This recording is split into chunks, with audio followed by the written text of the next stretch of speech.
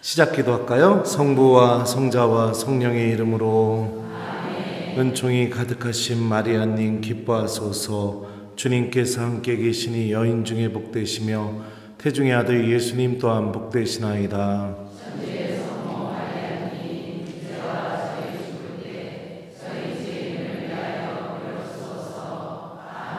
성부와 성자와 성령의 이름으로. 안녕하세요. 김재덕 베드로입니다. 만나서 반갑습니다. 동천동 성당은 작년에도 오고 올해도 오고 이렇게 2년 연속 오게 되는데 이렇게 부족한 저를 2년 연속이나 불러주셔서 고마워요. 오늘 여러분들과 함께 나눌 이야기는 우리 신앙의 가장 본질적인 이야기입니다. 요즘 여러분들 우리 신앙생활의 모습에 대해서 한번 생각해 보셨으면 좋겠습니다. 우리는 세례받을 때 내가 왜 하느님을 믿는지에 대해서 이렇게 다 예외 없이 대답하면서 신앙생활을 시작했어요. 여러분은 하느님의 교회에서 무엇을 청합니까? 신앙을 청합니다. 신앙이 여러분에게 무엇을 줍니까? 영원한 생명을 줍니다. 이 말 안에는 어마어마한 내용들이 담겨져 있습니다. 믿음은 우리에게 영원한 생명을 주는 힘을 가지고 있고, 그리고 우리는 믿음을 통해서 비록 죽게 되지만 죽음으로 끝나는 게 아니라 하나님과 영원히 함께하는 영원한 삶이 있다라는 것을 우리가 믿고 있고, 그 믿음을 통해서 그 영원한 삶을 얻게 된다는 것을 고백하는 거죠. 우리가 하느님 믿는 이유가 분명합니다. 영원한 생명입니다. 영원한 생명. 여기 죽으면은 나 지옥 갈 것 같은 사람 이슈? 네? 없어요? 그럼 나는 연옥 갈 것 같다. 있어요? 당장 고해성사 보세요. 그러면 나는 죽으면 천국 갈 것 같다. 있어요? 네. 여러분들 분명한 목적의식을 가져야 됩니다. 우리 하느님 믿는 이유 하느님 나라 가기 위해서 믿는 겁니다. 근데 이 사실을 잊어버리고 있어요. 잊어버리고 있습니다. 그러니까 너무 안타까운 거죠. 제가 로마에서 유학을 시작하게 될 때 많은 분들이 제 유튜브를 통해서 제가 어떤 사람인지 분명히 다 알고 계실 거라고 생각합니다. 제가 IQ가 92예요. 돌대가리거든요. 2010년 1월 달에 인사발령이 났습니다. 대전교구에서. 김재덕 신부 로마 유학. 이랬을 때 어마어마한 신부님들이 그 인사발령이 오탄 줄 알았어요. 왜냐면은 선배 신부님들이 보기에 제가 꼴통이었거든요. 저 같은 사람이 유학을 간다는 게 이게 말이 안 된다고 다 생각했습니다. 그래서 그 신부님들이 어떻게 생각했냐면 이게 인사명령이 지금 잘못 나왔거나 이게 제대로 나왔다면 주교님이 판단력이 흐려지셨다. 그렇게 생각할 정도로 사제단 안에서 아주 큰 이슈였습니다. 제가 로마로 인사발령 나는 게요. 근데 저도 믿겨지지가 않았어요. 저보고 가서 공부하라고 하는 걸. 왜냐하면 제가 제 자신을 잘 알고 있으니까요. 로마에 가서 열심히 이태리말을 배우고 그리고 나서 학교에 입학을 했는데 첫날 수업을 하는데 히브리어 시간이었습니다. 히브리어를 배우는 시간이었어요. 근데 교과서가 영어로 쓰여졌어요. 그리고 교수님은 이태리말로 가르쳐요. 배우는 언어는 히브리어예요. 그리고 저는 그걸 한국말로 알아들어야 돼요. 어떨 것 같습니까, 여러분들? 그리고 더 놀랄 일은 뭐냐? 일주일에 한 번씩 쪽지 시험을 봐요. 그리고 중간고사 볼 때 그 쪽지 시험 봤던 점수를 다 합산해가지고선 거기서 기준으로 정한 점수, 평균 점수에 미달되면 중간고사 때 학생들을 다 잘라버립니다.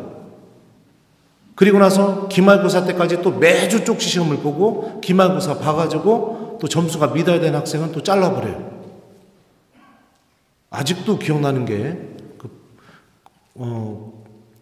브라질 신부님이셨는데 첫 번째 중간고사 보고 나서 그 브라질 신부님이 교탁 옆에 자리에 앉지 않고 교탁 옆에 서 있었어요.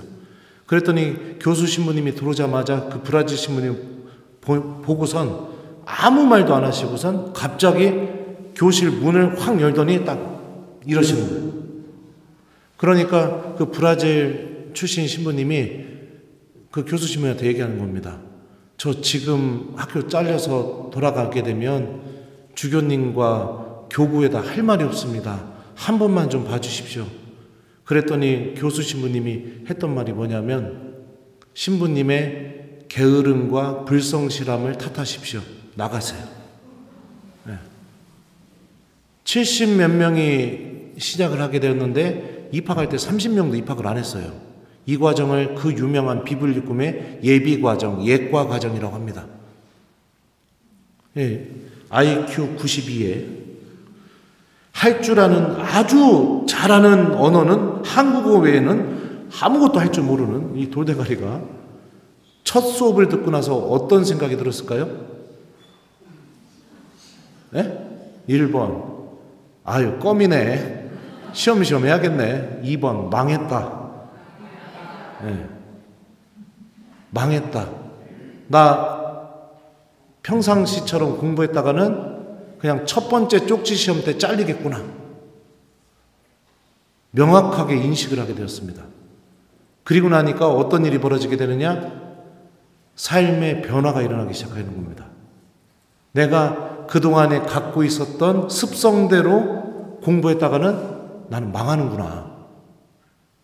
그래서 어떻게 했느냐? 새벽 2시까지 공부하고 또 6시에 일어나서 또 미사하고 학교 가야 되니까요. 하루에 4시간 이상을 자본 적이 없습니다. 하루 종일 앉아서 그 히브리어 외우고 히라버 외우고 숙제 풀고 그리고 나서 어떻게 해요? 모든 걸 다 했으면은 시험은 항상 1과부터 시험이 나기 때문에 첫날 배웠던 거 다시 꺼내서 복습하고 이거를 계속했어요. 매일. 그리고 나서 어떤 일이 벌어졌느냐?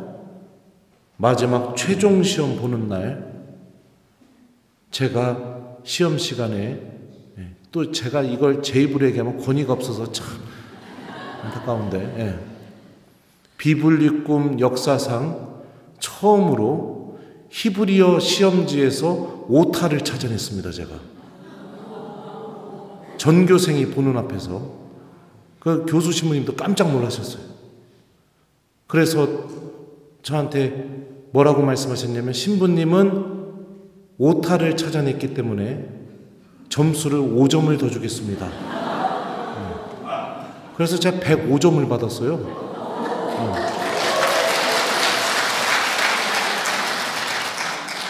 모두가 불가능할 거라고 생각을 했습니다.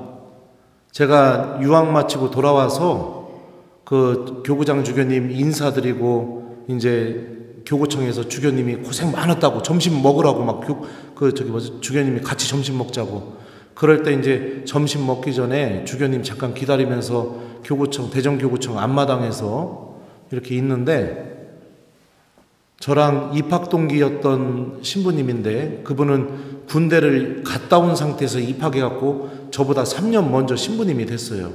그분이 저한테 오시더니 하는 얘기가 그 얘기를 하시는 거예요. 나는 아직도 이해가 안 돼. 뭐가 형? 그랬더니 야 어떻게 네가 가서 학위를 받아오냐? 난 도저히 이해가 안 돼. 이러시는 거예요. 네. 모두가 다 불가능할 거라고 생각했지만 내가 이렇게 살면 망하는구나. 그 생각 한 번이 불가능하다는 일을 가능한 것으로 이렇게 바꿔놨었죠. 여러분들, 우리 신앙생활도 우리에게 이런 힘을 드러내야 됩니다. 오늘날 우리들의 신앙생활을 한번 생각해 봅시다. 영원한 생명을 갈망하고 영원한 생명을 준비하면서 살아가는 모습이 교회에서 사라지고 있습니다. 대표적인 예로 여기도 노인대학 있나요? 네. 노인대학에서 여러분들 뭐를 하고 있을까요? 일단은 노인대학에서 가장 중요한 프로그램이 뭘까요? 밥이에요. 밥을 안 주면 안 와요, 사람들이. 아무리 좋은 프로그램이 있다 하더라도 밥 안 해주면 안 와요. 아닌가요? 네. 천하는 그래요. 밥 안 해주면 안 와요. 네. 신부님이 막 앞에서 춤추고 막 이래도 밥 안 주면 안 와요. 그리고 또 노인대학에서 어떻게 해야 되죠? 재밌어야 돼요. 재미가 있어야 된다고요. 근데 그 재미있는 게 신앙의 재미, 구원으로 걸어나가는 기쁨, 이런 재미가 아닌 거예요. 그럼 어떡하죠? 여기저기서 그 노인대학 강사로 유명하다는 분들 다 불러다가 강의시키고 하는 거 보면 뭐 합니까? 뭐 춤추고 유행가 부르고 그 다음에 치매 방지하기 위해서 이런 거 얘기해주고 이런 게 답니다. 근데 우리 생각해 봅시다. 주님께서 왜 노년을 허락하셨을까요? 왜 늙어감을 허락하고 우리가 죽음이 우리에게 단박에 들이닥치지 않고 조금씩 죽음으로 서서히 걸어가게 만드셨을까요? 준비하라고요. 하느님 나라를 준비하라고. 주님께 용서 청하지 못한 거 있으면 더 알아내서 용서 청하고, 내가 사랑하지 못했으면 더 많이 사랑하고, 또 사랑한다는 말도 많이 못했으면 사랑한다는 말, 미안하다는 말, 이런 말도 하고, 그리고 또 내가 소유한 것들이 있으면 나만을 위해서 그동안 삶을 살면서 써왔다면 이제 나눠주는 거, 복음의 삶을 내가 노년을 복음의 삶에 젖어들면서 하느님 나라 갈 준비를 하라고 하느님이 시간을 허락하신 게 아닐까요? 아니면은 그냥 죽기 전까지 그냥 치매 방지법 이거 얘기 듣고 막 박수 치고 그냥 유행가 부르고 그러다가 이렇게 죽어서 하느님 나라 가기를 바라서 하느님이 그럴까요? 많은 본당에서요, 이 믿음의 본질, 영원한 생명을 갈망하고 준비하는 신앙생활, 이게 사라지고 있습니다. 너무너무 안타까워요. 또 보면은요, 본당 안에서 대부분 어떻게 하느냐, 굉장히 많은 돈을 들여서 무엇을 만들까요? 카페를 만들려고 해요. 그 돈으로 성체조 배실을 만들 생각은 안 하고, 교우들이 커피 마시면서 성당에서 머무는 게 아주 좋은 거라고 생각해요. 그게 아니라 교우들이 성체 앞에 머물려고 노력하고 고민하고 그러지 않고 있고, 이 신앙의 본질을 다 잃어버리고 있습니다. 신앙생활이 여러분들 영원한 생명을 얻는 삶이 아니라 여가 활동이 되고 가고 있어요. 여가 활동. 나의 공허함을 채우고 그냥 하루 무의미하게 사는 하루가 그냥 하느님 없는 재미로 가득 찬 그런 삶이 되도록 이렇게 신앙생활이 바뀌어 나가고 있습니다. 그러니까 신앙의 본질, 영원한 생명을 준비하는 삶, 이런 게 교우들 안에서 다 사라져가고 있는 현실입니다. 그래서 너무나 안타깝고 마음이 아픕니다. 참된 신앙인이 된다는 것은 제가 유학 갔을 때 나 이렇게 살면 망하는구나, 이거를 명확하게 인식하고 그 인식한 날로부터 하느님 나라를 준비하는 삶이 참된 신앙생활입니다. 참된 신앙생활이죠. 하느님의 말씀이 우리에게 구원을 가져다 줄 수 있는 힘이 있다고 우리는 그렇게 알고 있고 또 믿고 있습니다. 그러면 한번 물어보겠습니다. 도대체 몇 명이나 주님의 말씀을 기억하면서 살까요? 도대체 몇 명이나? 돈 준다는 말은 여러분들 듣기만 해도 기억할 겁니다. 돈 준다는 말은. 내가 이따 강의 끝나고 여러분들 다음 주 토요일 날 천안으로 오시는 분 1인당 10만 원씩 줄게요 하면은 이거 기억할 거예요. 나가면서 그냥. 돈 준다는 말은. 돈 준다는 말은 왜 기억이 날까요? 갖고 싶으니까 돈. 그려 안 그려? 그거 있으면 좋으니까. 하느님 말씀은 왜 기억이 안 날까요? 필요 없으니까. 의미 없으니까. 그런 겁니다.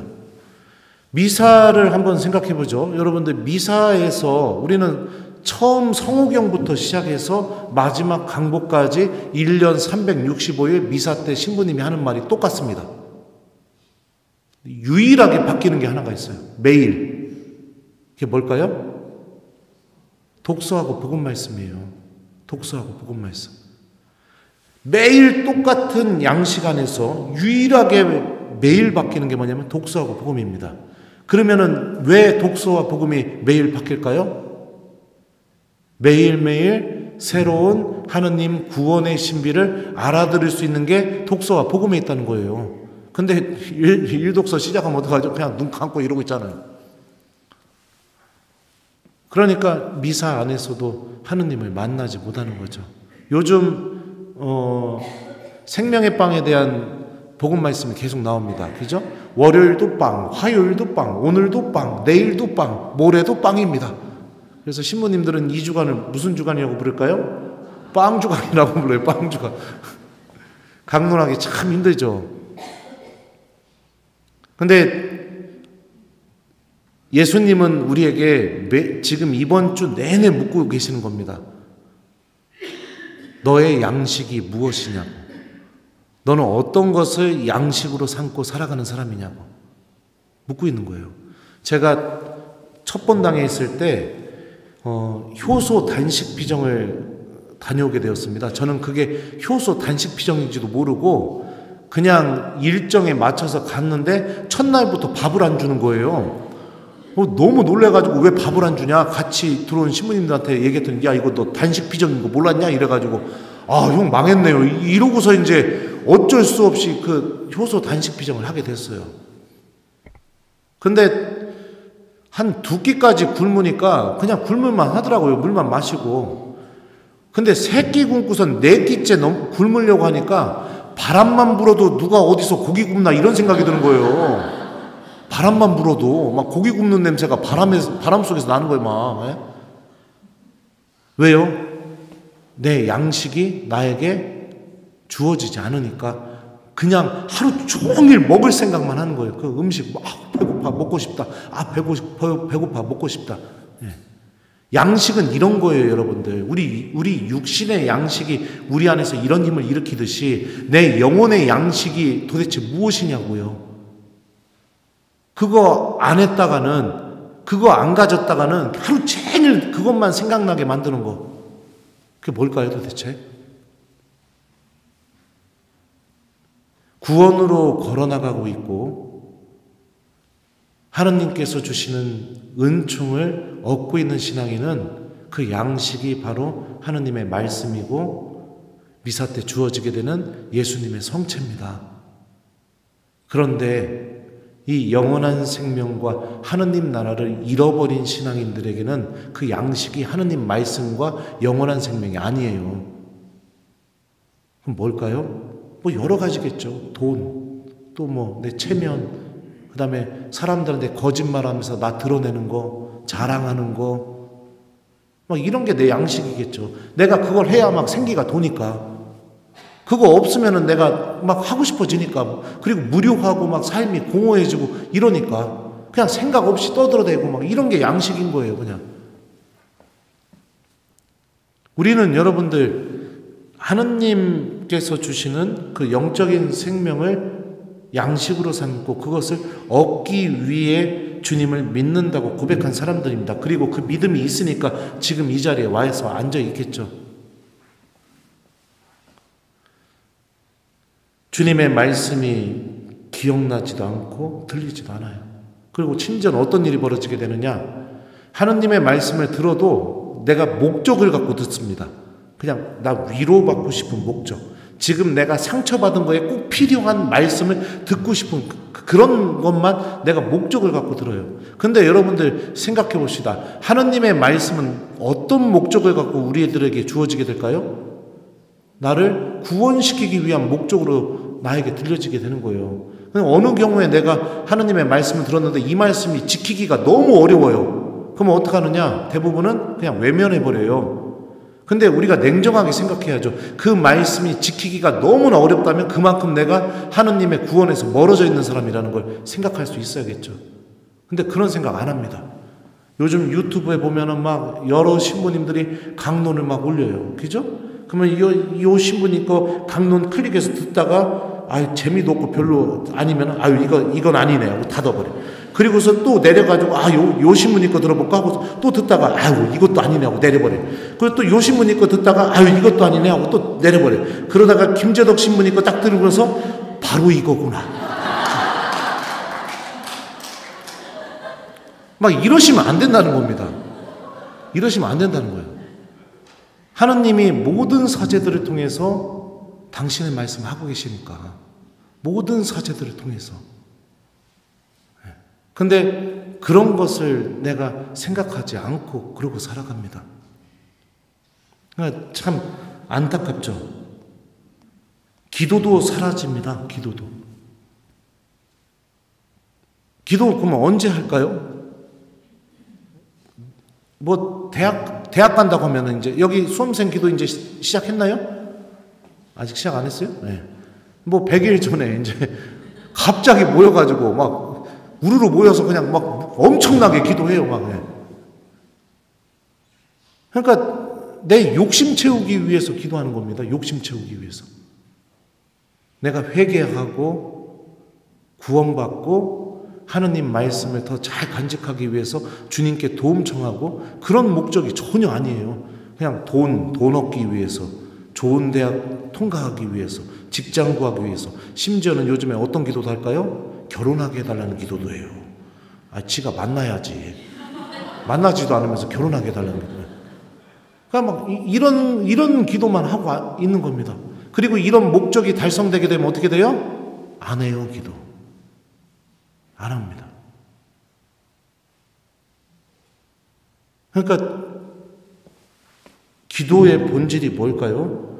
하느님과 내가 만나는 시간이고 하느님의 말씀을 듣는 시간이고 그리고 하느님 안에 머무는 시간이 기도 시간이에요. 근데 그 기도의 본질적인 것들이 하나도 일어나지 않게 됩니다. 물론 그런 것들 달라고 기도하는 게 잘못됐다는 건 아니에요. 여러분 오해하지 않길 바라요. 하지만 내가 항상 기도해야 되는 이유가 뭐 필요할 때만 기도한다면 어떤 마음이 들겠습니까? 제가 예전에 그 유학할 때 제 4년인가 5년 후배 신부님이 이제 유학을 나와가지고 제가 했던 똑같은 공부를 저희 학교에서 이렇게 하게 되었었습니다. 그러면 그 신부님은 어떻게 하느냐? 중간고사가 다가오게 되면 갑자기 저한테 찾아와서 형님 뭐 하세요? 왜? 놀러 왔어요? 막 이래요. 막. 야, 네가 놀 시간이 있어 공부해야지. 그랬더니 그래도 형님 우리 말한 지도 오래됐고 그래서 형님하고 시간 좀 보내러 왔어요. 그래요. 그러면 뭐 이렇게 이야기하다가 이제 끝날 때쯤 되면은 이제 그 얘기를 합니다. 형 혹시 이 과목 시험 보셨어요? 그럼 봤지. 그거 정리한 거 있어요? 정리했지. 야, 형 이거 몇 점 맞았는데 너는 100점 맞아라. 이러고 딱 줘요. 그리고 나서 기말고사 때까지 안 와요. 그러다가 기말고사 볼 때쯤에 또 와가지고 형님 그동안 우리가 대화를 너무 안 한 것 같아서 그래서 좀 얘기하러 왔어요. 그래서 처음에는 얘가 나를 좋아하는구나 이렇게 생각을 했죠. 그러더니 또 끝날 때쯤에 형님 이 과목 시험 보셨어요? 봤지. 그러면 너도 100점 맞아라. 이거 또 줘요. 그렇게 몇 년을 그렇게 하더라고요. 그러다가 제가 그랬죠. 야, 너는 이제 형이 너한테 줄 게 없으면 형한테 이제 안 찾아오겠다. 그러니까 그 신부님이 씩 웃으면서 제가 설마 그러겠어요? 딱 이랬거든요. 지금까지 안 찾아와요. 필요한 게 없으니까. 얻을 게 없으니까. 이게 여러분들 올바른 관계를 맺는 것인가요? 그죠? 우리 신앙생활에 대해서 근본적인 성찰을 좀 해보자는 얘기인 겁니다. 제가 장례식장에서 참 아주 놀랄 일들을 많이 체험하게 됩니다. 놀랄 일들을. 엄마가 돌아가셨어요. 자녀들은 다 냉담하고 있어요. 그러면 이제 그것도 엄마 돌아가실 때 저 부르지도 않아요. 자녀들이 냉담하고 있으면. 어떡하느냐? 한 둘째 날 점심때쯤에 연락이 와요. 첫째 날 막 빈소 차리고 정신없으니까. 누군가가 지나가면서 성당에 왜 연락 안 했냐고 이래가지고 연락이 와요. 그러면 가죠. 가서 그 문상하고 그리고 연도해주고 그래요. 그리고 나서 이제 가족들 중에 고해성사 볼 사람이 있다고 해가지고 빈소 옆에 그 유가족들 쉬는 방이 있어요. 요즘에는. 거기서 성사 주면 된다고 해가지고 문 열면서 여기서 성사 주면 되나요? 그리고 와서 딱 열었더니 그냥 형제님들 4-5명이 다 누워갖고 게임하고 있어요. 휴대폰. 자기 엄마 죽었는데. 본당 신부는 자기 엄마 위해서 밖에서 연도하고 있고 자녀들은 누워갖고 게임하고 있는 거예요. 이런 일이 막 벌어져요. 또 뭐 놀랄 일들이 한두 개가 아닙니다. 여러분들. 예를 들면 또 그 냉담자가 그러는 거예요. 위령회장님이 전화가 왔어요. 냉담자가 미사 안 하겠다고 한다고. 장례미사. 왜 그러냐고 그랬더니 장례미사 예물을 좀 봉헌해야 된다고 그랬더니 천주교는 다 이런 거 공짜로 해주는 거 아니냐고. 돈 내야 되면 미사 안 하겠다고. 자기 엄마 돌아가셨는데 장례미사를 안 드리겠대요. 여러분들 장례미사 예식서를 보시면 아시겠지만 본기도부터 영성체후 기도까지 오로지 그 장례미사 돌아가신 분을 위해서 한 사람만을 위해서 오로지 모든 기도가 그 사람만을 위해서 바쳐지는 미사예요. 심지어 보편제한 기도까지도요. 그런 일들이 막 벌어지게 됩니다. 막 안타까운 거죠. 왜 이럴까요? 기도 안 하는 사람은요, 절망적인 상황 속에서도 기도 안 해요. 그러니까 참 안타깝죠. 근데 중요한 건 뭐냐? 그 부모가 정말 영원한 생명을 믿고 있었다면 자녀들이 냉담하는 게 그냥 넘어갈 문제일까요? 죽어서 하느님을 만나고 하느님과 함께하는 영원한 생명이 있다는 것을 정말로 믿고 있다면 자녀들이 성당 안 나오는 게 이게 아무 문제가 없는 것일까요? 물론 뭐 몇 번 얘기하고 수십 번 얘기해도 소용없겠죠. 하지만 그 소용없어 이걸로 끝날까요? 그러면 예를 들어서 내 자녀가 암에 걸렸는데 치료 안 받겠다고 하면 어떡할 겁니까? 어떡할까요? 그러면 뭐 어쩔 수 없지 이러고 마나요? 1번 그런다. 2번 어떻게 해서든 난리 쳐서라도 수술 받게 한다. 타이르고 설득하고 울고 불고 하면서 어떻게 해서든지 해서 내 자녀 살리려고 수술을 받는다. 여러분들은 몇 번입니까? 그러면요 정말 영원한 생명을 믿고 있다면 비슷하게 행동해야 되지 않을까요? 네. 그런 생각이 드는 거예요. 그러니까 우리가 얼마나 이 구원과 하느님 나라에서 동떨어져서 그냥 그거 하느님이 정말로 믿음을 통해서 주시려는 궁극적인 목적은 바라보지 못하고 그냥 이 순간만 바라보면서 살아가고 있는가. 우리가 좀 이렇게 깨달을 수가 있겠죠. 여러분들 혼내러 온 거 아니에요. 그러니까 하여튼 그러니까 오해 안 하셨으면 좋겠어요. 대부분의 지금 모든 본당이 다 그런 식으로 신앙생활이 흘러가고 있습니다. 미사도 하느님 만나러 오게 되겠지만 미사가 끝나고 주님 말씀을 실천해야겠구나 이런 각오와 함께 성전 밖으로 나가기보다 미사 끝나고 나가면서 어떻게 누구랑 밥 먹지? 이게 더 지배적인 생각인 거예요. 그리고 나서 물어보죠. 밥 누구랑 먹으러 가? 누구. 저기 그 자매 나 별로 안 좋아하는데. 어떡하지? 갈까 말까. 이런 일들만 벌어지게 되는 겁니다. 사랑하는 우리 교우 여러분들, 우리 하느님을 믿고 있고 하느님께서 믿음을 통해서 영원한 생명을 주신다는 것을 믿고 있다면 나의 삶이 뭐라도 조금씩 변화가 일어나는 삶이 있어야겠죠. 처음에는 너무 힘들겠죠. 하느님께로 완전히 돌아서는 게. 저도 그랬어요. 처음에 그 영어로 된 히브리어 교재 여러분들 수업 준비하려면 시간이 얼마나 걸렸는지 알아요? 그 단어 다 찾아가지고선 영어로 된 거 제가 읽어가지고 그거 다 해석해가지고선 이해가고, 그리고선 수업 시간에 들어가서 그러면 교수 신부님이 그걸 영어로 얘기하는 것도 아니고 이태리 말로 얘기해요. 그러면 또 이태리 말을 못 알아들으니까 막 이게 맞나 저게 맞나. 처음에는 얼마나 힘들었는지 몰라요. 하지만 꾸준히 하나씩 해나가다 보니까 어느 순간에는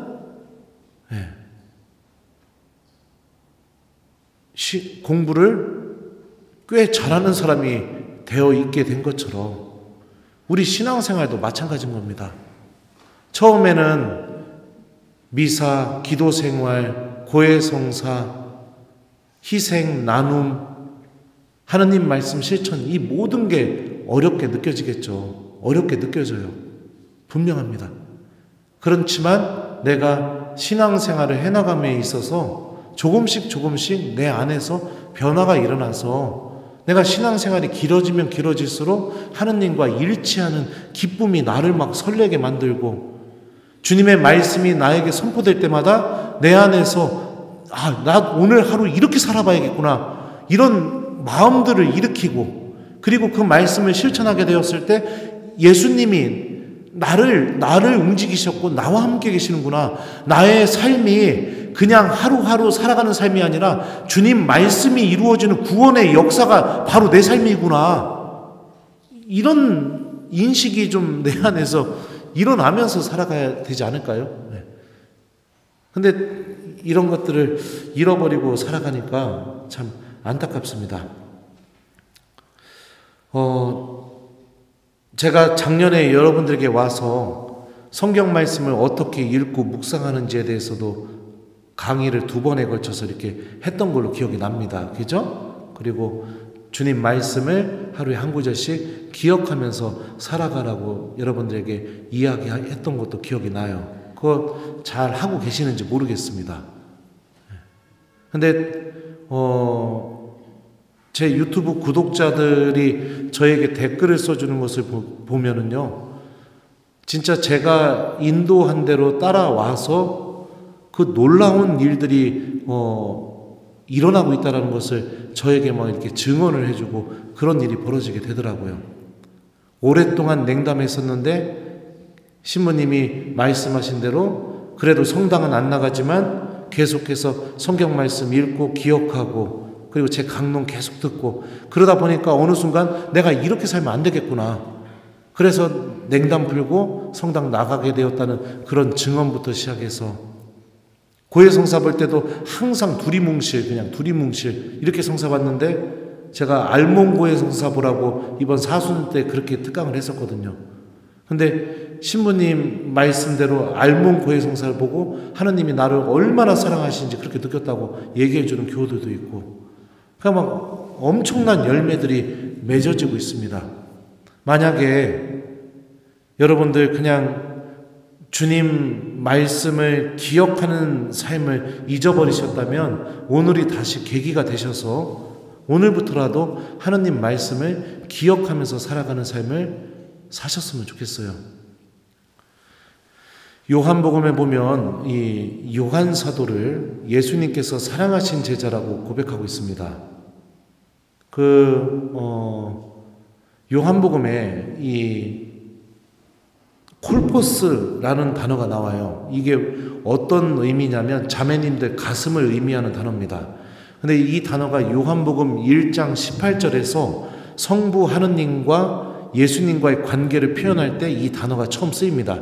근데 우리나라 성경에는 그 단어가 갖고 있는 의미대로 번역은 안 됐어요. 아버지와 가장 가까우신 분께서 알려주셨다. 1장 18절에 이렇게 번역이 되어 있는데, 원래 직역하면 아버지의 가슴 안에 계셨던 그분께서 알려주셨다. 이렇게 번역이 되거든요. 그러면은 우리가 생각을 해보게 되면 신약 성경에서 하느님은 남성성으로 보고 있습니다. 그래서 하느님이라는 단어를 테오스라는 단어를 써요. 남성형이에요. 근데 하느님을 남성성으로 보고 있는데 예수님이 하느님의 가슴 속에 있었는데 그 가슴이 자매님들의 가슴을 의미하는 그 콜포스라는 단어를 쓰고 있습니다. 왜 그럴까요? 이게 뭐를 얘기하고 싶어 할까요? 저는 이렇게밖에 설명을 못 하겠더라고요. 제가 신학교에서도 요한복음 가르치고 있지만, 우리 자매님들 가슴은 누구에게만 허락되나요? 아무도 허락이 안 돼요? 네? 자매님들 가슴은 누구에게만 허락이 돼요? 여기는 아무도 가슴을 허락하지 않으셨군요. 근데 보통은 자녀들이 엄마 가슴 속에 있게 되잖아요.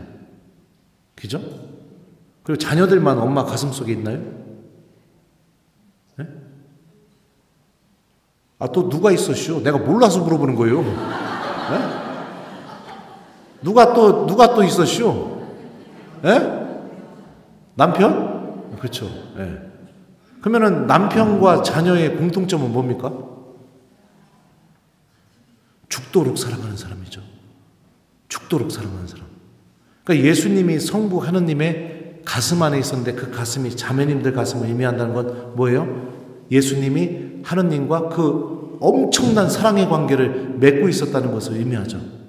근데 이 단어가 요한복음 13장에서 예수님께서 사랑하신 제자를 설명할 때 한 번 더 쓰입니다.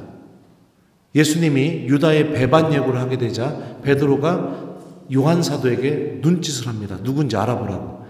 그러니까 그때 요한 사도를 요한복음서 저자가 묘사할 때 어떻게 하냐면, 예수님 품에 기대어 앉아 있었던 이가 있었는데 예수님께서 사랑하신 제자였다. 그 제자가 더 가까이 가서 예수님께 물어보았다. 주님, 그 자가 누구입니까? 기억나실지 모르겠어요. 근데 거기서도 예수님의 가슴을 표현하는 단어가 하느님의 가슴을 의미했던 콜포스라는 단어가 쓰여요. 근데 중요한 게 무엇이냐? 예수님의 가슴도 이 여성의 가슴을 의미하죠. 그리고 그 가슴 속에 있었던 유일한 제자가 12제자 중에 유일한 제자가 누구냐? 요한 사도였던 거예요. 그러니까 요한 사도가 예수님과 얼마나 사랑의 관계를 깊게 맺었는지를 알 수 있겠죠. 그 엄청난 사랑의 관계를 맺었던 제자가 베드로와 함께 달려서 빈무덤에 도착하게 됩니다. 근데 요한 사도가 어떻게 했나요? 1번 베드로가 오기 전에 먼저 들어가서 다 살펴본 다음에 베드로 오자마자 읍슈 내가 다 봤는데 읍슈 이랬다. 2번 베드로가 올 때까지 기다렸다. 몇 번이에요? 왜 기다렸을까요? 왜 기다렸을까요? 예수님께서 베드로에게 하셨던 말씀이 생각과 마음속에 있었기 때문에 기다렸겠죠. 어떤 말씀이요? 너는 베드로이다. 내가 내 반석 위에 교회를 세우겠다. 내가 너에게 천국의 열쇠도 주겠다.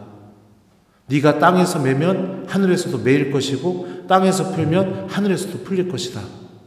예수님은 요한 사도를 엄청나게 사랑했는데 중요한 건 뭐예요? 엄청나게 중요한 일은 베드로랑 하고 싶어 하셨어요. 그러면 여러분들 생각해 보세요. 여러분들이 본당 신부님하고 엄청나게 아주 깊은 관계를 맺고 있다고 생각해 보세요. 신부님이 예를 들어서 막 어떤 사목 막 이렇게 계획을 짜는데 항상 나한테 전화해서 의견도 물어보시고, 그리고 또 뭐 막 어디 강의하러 가실 때도 막 나한테 전화해서 자매님 나 강의하는데 날 위해서 기도 좀 해주세요. 막 이러고 막 이렇게 막 아주 친밀한 관계를 맺고 있는데 엄청나게 중요한 일을 다른 자매한테 시킨다고 생각해 보세요. 그러면 여러분들 기분이 어떨까요? 1번 좋아 죽어 환장한다. 2번 신부님한테 너무너무 서운한 마음이 든다. 몇 번일까요? 네. 요한사도도 분명히 그랬을 거예요. 그랬는데 그럼에도 불구하고 요한사도는 어떻게 해요? 나를 엄청나게 사랑해 주시는 그 주님께서 하시는 일이 주님 뜻대로 이루어지도록 기다린 거예요. 예수님의 무덤이 비어 있다는 말이 베드로를 통해서 선포되기를 요한사도는 기다렸던 거예요. 주님께서 부활하셨다는 그 부활의 선포도 베드로를 통해서 선포되기를 바랬던 거예요. 이게 하나님 말씀을 기억하고 있는 사람의 안에서 일어나는 일들인 겁니다. 내 감정, 내 욕심, 내가 바라는 거 이런 대로 움직이는 게 아니라 하느님의 말씀이 나를 멈추게 만들고 하느님의 말씀이 기다리게 만들고 하느님의 말씀이 당신이 원하시는 뜻대로 이루어지도록 내가 협력하게 만들고 이게 여러분들 주님 말씀을 기억하고 간직하게 될 때 우리 안에서 벌어지는 일들이죠. 이게 여러분들 우리들 안에서도 일어나야 되는 겁니다. 물고기를 잡으러 갔어요. 근데 예수님이 깊은 곳으로 그물을 던지라고 합니다. 그러니까 예수님 하신 말씀대로 그대로 이루어지게 돼요. 그러니까 물고기 잡던 7 제자 중에 유일하게 누구만 그분이 예수님이라는 걸 알아봅니까? 요한사도예요. 요한사도는 다 알아봐요. 그리고 베드로에게 얘기해 줍니다. 다른 사람이 아니라 베드로에게. 뭐라고 얘기하죠? 주님이십니다. 그죠? 네. 그러니까 베드로가 어떡합니까? 겉옷을 입고 물속에 뛰어들어요. 왜 뛰어들었을까요? 1번 너무너무 창피해서 잠수해서 죽어버리려고. 2번 그럼에도 불구하고 예수님 만나고 싶어서. 몇 번이에요? 네. 여기서 우리가 또 베드로의 모습에 대해서 생각해 봤어요. 이제 요한사도 얘기했고요. 참된 신앙인의 모습에 대해서 얘기하고 있는 거예요, 지금. 베드로의 모습에 대해서 한번 생각해 봅시다. 베드로가 여러분들 주님이십니다. 이 소리 듣고 예수님한테 헤엄쳐서 가는 그 마음이 마냥 기쁘기만 했을까요? 제가 예전에 주산학원을 다녔었어요. 어렸을 때 주산. 여러분들 주판이 뭔지 알아요? 네. 그 주산학원 다녔던 분들 계세요?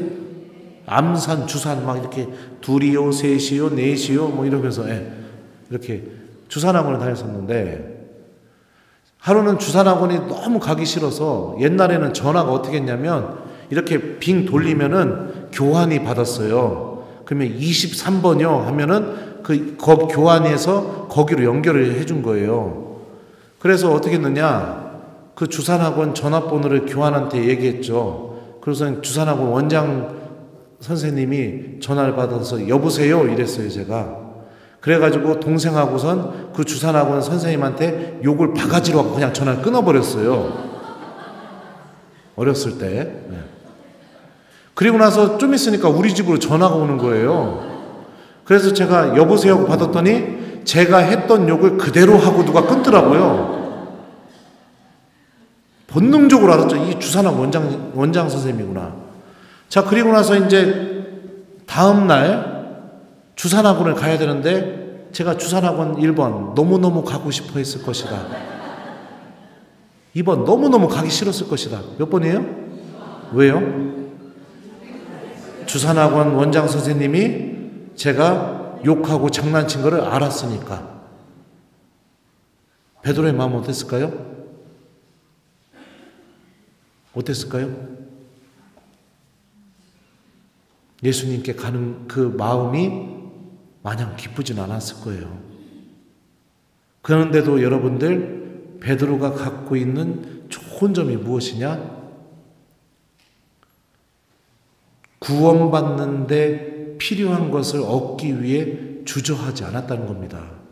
염치가 없어도, 체면이 없어도, 내 자신이 너무 형편없다는 것이 다 드러났어도 그래도 예수님한테 가잖아요. 우리가 참된 신앙생활을 산다는 것도 이와 같은 겁니다. 내 체면, 자존심 이런 것들 생각하면서 살아가는 사람이 아니에요. 우리가 우선적으로 생각해야 될 가치가 뭐냐면 구원입니다. 구원. 나 구원받을 수 있을까? 그게 나를 움직이는 힘이 돼야 되는 겁니다. 근데 많은 교우들은 어떡합니까? 그냥 그 체면 때문에 고백만 하면은 세상에서 가장 깨끗한 사람으로 바뀔 수 있는 그 신비를 알고 있으면서도 그거를 부담스러워해요. 그 체면 때문에.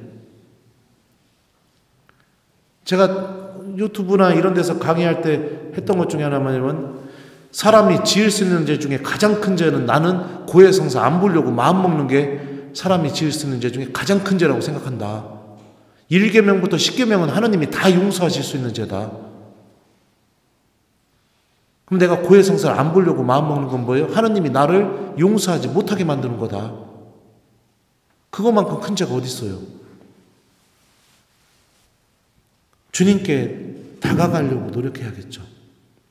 내 현실을 보고 내가 망가졌을 때, 내가 무너졌을 때, 그럼에도 불구하고 예수님은 나를 버리지 않는다. 그럼에도 불구하고 나는 예수님께 항상 기억되고 있는 사람이다. 주님은 그럼에도 불구하고 나를 구원하시길 원한다. 이 희망을 갖고 내가 주님께 다가가는 것을 주저하지 않아야겠죠. 이게 여러분들 사라지고 있습니다. 오늘날 신앙인들 안에서. 죄가 갖고 있는 힘은 숨기고 가리는 힘입니다. 하느님에 대한 관계를 왜곡시키고 하느님이 차라리 없어져 버리면 좋겠다는 생각이 들게 만들게 되고 하느님과 아무 상관없이 살아가는 게 행복이고 편한 것이라고 그렇게 우리들 안에서 속삭여요. 누가요? 악마가. 그렇게 하면서 우리들의 생각을 지배하고 말씀이 사라지게 만들고 기도가 사라지게 만들고 회개가 사라지게 만들고 그럽니다. 그러면서 하느님이 계셔야 될 그 자리에 돈이 들어오게 되고 욕심이 들어오게 되게 되고 내가 원하는 것들이 그 자리에 다 들어오게 되게 만들죠. 두 번째는 여러분들 베드로의 모습을 기억하면서 하느님께 다가가는 것을 주저하면 안 된다. 그럼에도 불구하고 주님께 가야 된다. 내가 그런 삶을 살아야 된다는 것이죠. 또 세 번째로 우리가 생각해 볼 수 있는 이 사도가 바로 바오로 사도입니다. 바오로 사도가 어떤 사람이었냐면 지금 찾고 있어요. 내가 지금 여러분들 쳐다보면서 막 얘기하니까 이게 강의로 어디까지 얘기했나 지금 놓쳐버렸어요. 지금. 그래도 자, 제가 좀 읽어드릴게요. 하기야 나에게도 육적인 것을 신뢰할 수 있는 근거가 있기는 합니다. 다른 어떤 사람이 육적인 것을 신뢰할 수 있다고 생각한다면 나는 더욱 그러합니다. 여드레 만에 할례를 받은 나는 이스라엘 민족으로 베냐민 지파 출신이고 히브리 사람에게서 태어난 히브리 사람이며 율법으로 말하면 바리사입니다. 열성으로 말하면 교회를 박해하던 사람이었고 율법에 따른 의로움으로 말하면 흠잡을 데 없는 사람이었습니다. 그러나 나에게 이롭던 것들을 나는 그리스도 때문에 모두 해로운 것으로 여기게 되었습니다. 이렇게 말합니다. 그러니까 이 지금까지 나열한 이 조건들이요, 이스라엘 사회 안에서는요, 그냥 많은 사람들한테 존경받고 죽을 때까지 여러분들 걱정 없이 사랑받으면서 살 수 있는 조건이에요. 근데 바울은 어떻게 하느냐? 다마스쿠스로 가는 길에서 예수님 살아계시다는 것을 알게 된 뒤부터 어떻게 하느냐? 이거 다 버려요. 다 버려요. 이어서 이렇게 말합니다. 그뿐만 아니라 나의 주 그리스도 예수님을 아는 지식의 지구한 가치 때문에 다른 모든 것을 해로운 것으로 여깁니다. 나는 그리스도 때문에 모든 것을 잃었지만 그것들을 쓰레기로 여깁니다. 내가 그리스도를 얻고 그분 안에 있으려는 것입니다. 율법에서 오는 나의 의로움이 아니라 그리스도에 대한 믿음으로 말미암은 의로움, 곧 믿음을 바탕으로 하느님에게서 오는 의로움을 지니고 있으려는 것입니다. 나는 죽음을 겪으시는 그분을 닮아 그분과 그분 부활의 힘을 알고 그분 고난에 동참하는 법을 알고 싶습니다. 그리하여 어떻게든 죽은 이들 가운데서 살아나는 부활에 이를 수 있기를 바랍니다. 지금 뭐를 인식했느냐? 내가 이렇게 살았다가는 구원받지 못하는구나. 이걸 인식하고 아무리 나에게 편안한 삶, 아무리 나에게 행복한 삶을 주는 조건들이 있다 하더라도 그게 예수님을 얻는데 방해가 된다는 것을 알게 되었을 때 바울은 어떻게 했냐? 그냥 다 버렸습니다.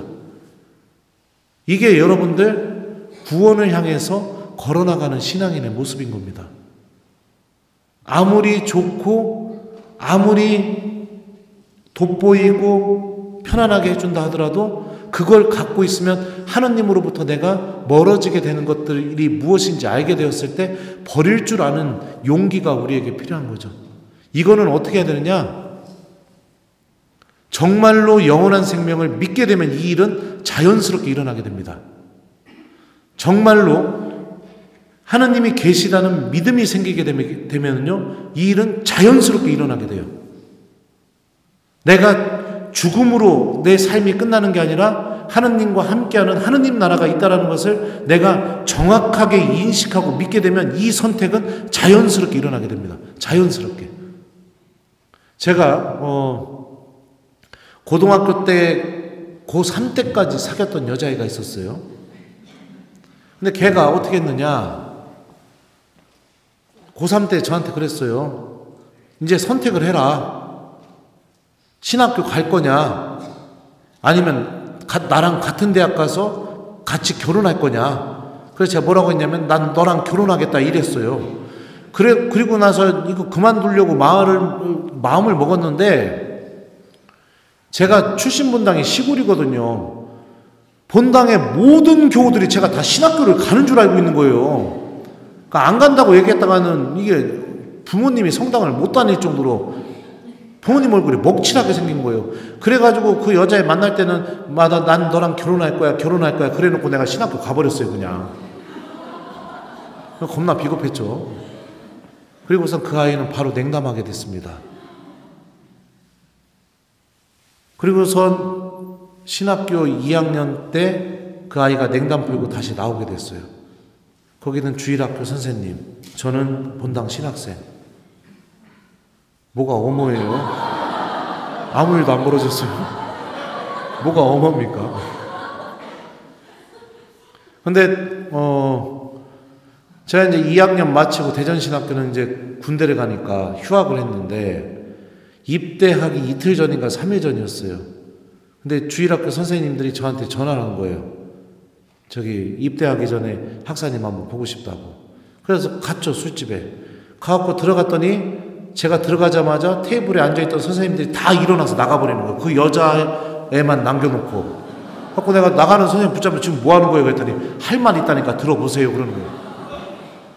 그래갖고 테이블에 앉아갖고 할 말이 뭔데? 그랬더니 딱 이러는 겁니다. 오빠, 나랑 결혼하자. 오빠 군대 있는 동안에 내가 다 준비해놓게. 그랬는데 저도 모르게 입에서 뭐라고 나왔냐면 미안하다. 좋은 남자 만나서 잘 살아라. 이러고 나가버렸어요, 제가. 왜 이런 일이 벌어졌을까요? 하느님이 나를 사랑하신다는 것을 내가 확실히 체험했으니까. 하느님이 저를 사제로 부르셨다는 것을 확실히 체험했으니까. 저라고 마음이 안 흔들렸겠습니까? 제가 군대에 있는 동안에 그 여자애가 본당 교우들은 나한테 편지 한 통 보내준 적이 없어요. 매주 군대에 있는데 저한테 편지 보내줬어요. 그리고 나서 제가 군대 제대하고 이탈리아에서 1년 동안 지내게 됐었는데 그 이태리로도 한 달에 한 번씩 먹을 거 한국 음식 보내주고 소포로 철바뀔 때마다 옷 보내주고 그리고선 복학했는데도 신학교로 편지 보내주고 제 마음은 안 흔들렸을까요? 그런데도 왜 선택을 못했을까요? 하느님이 나를 사랑하신다는 것을 알고 있었으니까. 여러분들, 포기는 자연스럽게 이루어지는 거예요. 의지로 이루어지는 게 아닌 겁니다. 정말로 값진 것을 발견하게 되었을 때 그 값진 것을 얻기 위해서 내가 포기하게 돼 있는 겁니다. 그러면 여러분들 물어볼게요. 여러분들은 신앙 때문에 뭐를 버리고 계십니까? 신앙 때문에요. 예수님 때문에 뭐를 버리고 계시냐고요. 한번 생각해 보시라는 얘기인 겁니다. 아무것도 버리는 게 없다면 그냥 주일미사 나오고 나의 삶 안에서 예수님 때문에 버려지는 게 아무것도 없다면 이거 좀 문제 있는 거 아닐까요? 아닌가요? 바울은 뭐라고 얘기냐면 내가 예수님을 얻고 싶어서 예수님 안에 있고 싶어서 그동안 내가 살아왔던 모든 삶의 조건을 다 쓰레기로 여긴다고 그렇게 이야기하고 있습니다. 지금 당장 다 버리세요 이런 얘기가 아니에요. 하지만 우리가 신앙생활을 통해서 계속해서 하느님을 선택하는 법을 배워나가야죠. 근데 하느님은 언제나 2등 아닌가요? 누가 놀러 가자고 하면은 그래 그러면 다음 주에 고해성사 보면 되지 뭐. 항상 선택해서 밀리고 있고 하느님을 위해서 포기하는 게 아니라 내가 뭐를 얻기 위해서 항상 하느님을 포기해버리는 그런 신앙생활을 살고 있다면 내 영혼이 어떻게 영원한 생명을 바라볼 수가 있겠습니까? 제가 천미사 다닐 때 신부님 되고요. 천미사 다닐 때 천미사 강론 때 했던 원고에 있던 일부분이에요. 제가 한번 읽어줄게요. 여기서 이 옷은 제 서품제의를 의미합니다. 이 옷을 입기 위하여 정말로 사랑하는 사람을 떠나보내야 했습니다. 이 옷을 입기 위하여 부모님께 항상 무심한 아들이 되어야 했습니다. 이 옷을 입기 위하여 제 안에 끓고 있는 자존심을 버려야 했습니다. 이 옷을 입기 위하여 제가 먼저 사과하고 먼저 용서를 청해야 했습니다. 이 옷을 입기 위하여 젊은 날의 꿈을 버려야 했습니다. 이 옷을 입기 위하여 먼저 다가가고 먼저 이해해야 했습니다. 이 옷을 입기 위하여 친한 친구들을 떠나보내야 했습니다. 이 옷을 입기 위하여 하나님 저는 포기를 배워야 했고 그리고 당신을 얻게 되었습니다. 천미사 때 이렇게 강론했습니다. 아유 고마워요. 여기 써있는 거 여러분들 그냥 좋은 말 아니에요. 제 이 삶을 통해서 이게 한 구절 한 구절이 다 고백된 거예요. 정말로 사랑했던 사람에 내가 그 여자 버렸잖아요. 그 여자애가 그랬어요. 나 부제품 받기 전까지 오빠 부제품 받을 때까지만 좋아하겠다고. 그래서 나 안 돼. 난 신부 될 거야. 안다고. 신부 되는 거 알지만 그냥 나 혼자 좋아하겠다고. 그리고 나서 부제품 딱 받으니까 어떻게 했느냐. 그 도자기 공예과 다녔거든요. 성작, 성반 이런 거 도자기로 다 거가지고 제가 사제로 살아가는데 필요한 거 도자기로 다 커서 저한테 보내고 연락 두절돼서 지금까지 어디서 뭐하고 사나 몰라요. 나도.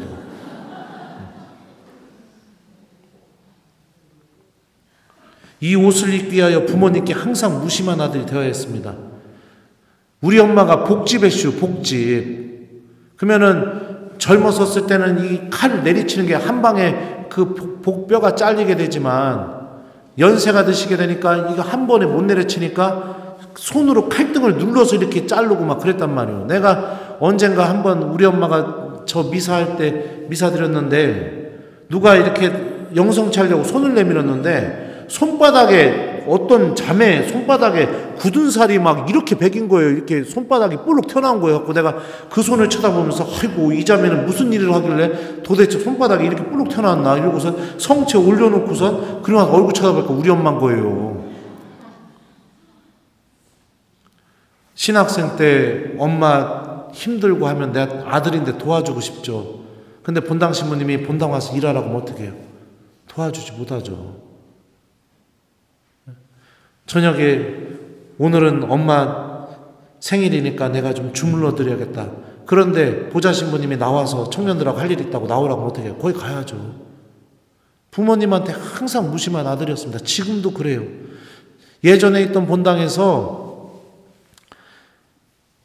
혼배가 있었어요. 근데 혼배가 있는데 둘 다 교우들이었죠. 근데 한쪽이 냉담자가 있었습니다. 근데 그 부모들이 저한테 뭐라고 했냐면 저랑 그 양가 부모들이랑 같이 식사를 하고 싶다고 하는 거예요. 혼배 전에.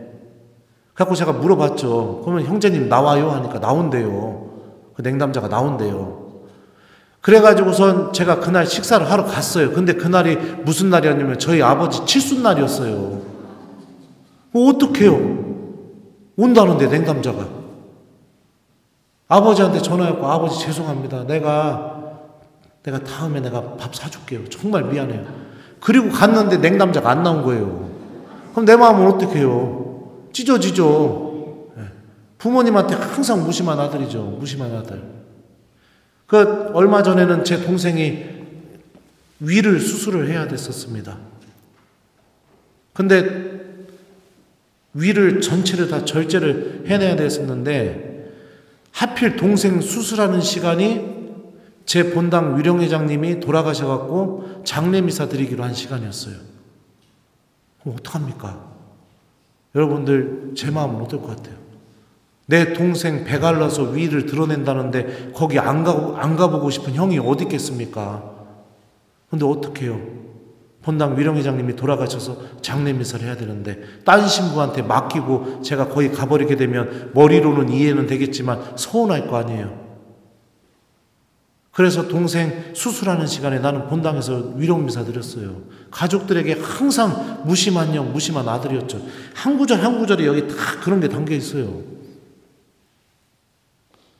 왜요? 하느님 때문에. 하느님 때문에.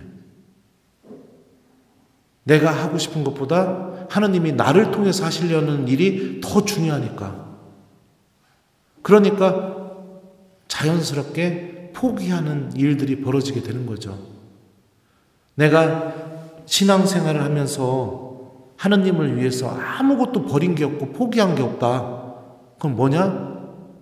냉정하게 말하면요. 나는 하느님을 알고는 있지만 사랑하는 사람은 아니에요. 하느님을 믿는다고 이야기하고는 있지만 진짜로 믿는 사람이 아닌 겁니다. 이거는 여러분들 누가 시켜서 되는 게 아닌 거예요. 이거는 내가 하느님을 만나고 체험해야 이 일이 자연스럽게 일어나게 되는 겁니다. 그럼 어떻게 하느님을 만나고 체험하게 될까요? 하느님 말씀을 마음속에 담고 살아가시면 하느님 체험이 일어나게 됩니다. 주님 말씀을 기억하는 신앙인이 되십시오. 하느님 말씀을 여러분들의 양식으로 삼았으면 좋겠습니다. 그러면 모든 판단이 요한 사도에게 보여줬던 것처럼 모든 판단이 하느님께서 원하시는 판단으로 바뀌게 돼요.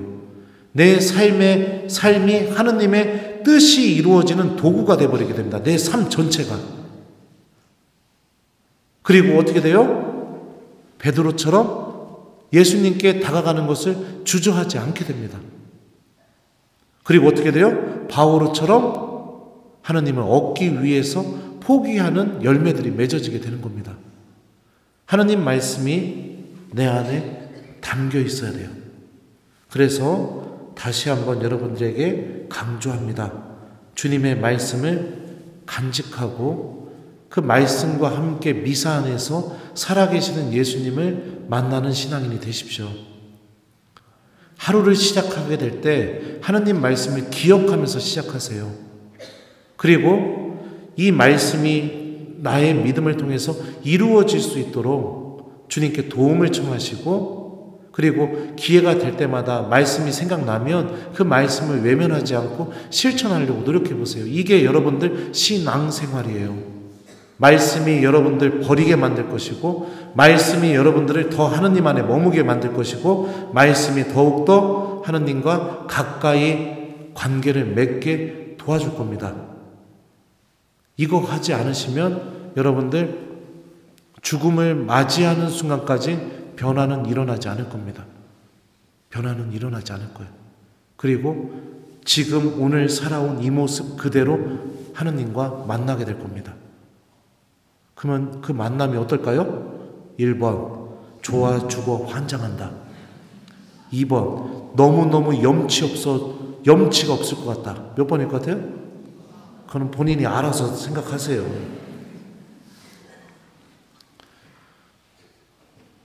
믿음의 본질을 잃어버리고 있습니다. 오늘날 참 안타까운 일들이 많이 벌어지고 있습니다.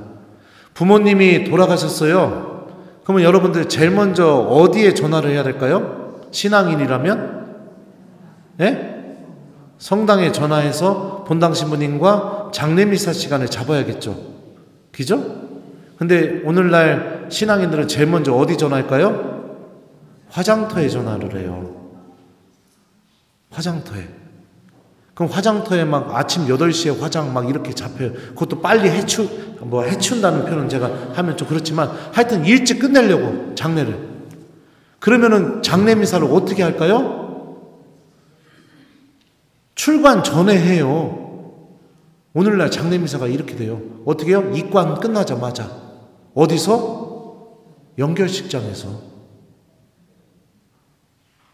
부모님이 평생 다닌 그 성전에 와서 마지막으로 내 부모가 그 제대 앞에서 하느님께 자비를 청하고 모든 은총을 청하면서 장례미사를 드리고 그리고 나서 장지로 떠나는 게 아니라 연결식장에서 제대도 없는 데서 그냥 테이블 깔아놓고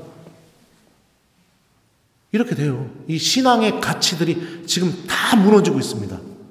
다 무너지고 있어요. 편하고 그냥 빨리 끝나고 그냥 해치우고 했다라는 거에 의미 두고 이러면서 살아가고 있습니다. 이 본질적인 게 지금 다 사라져가고 있어요. 왜 그럴까요?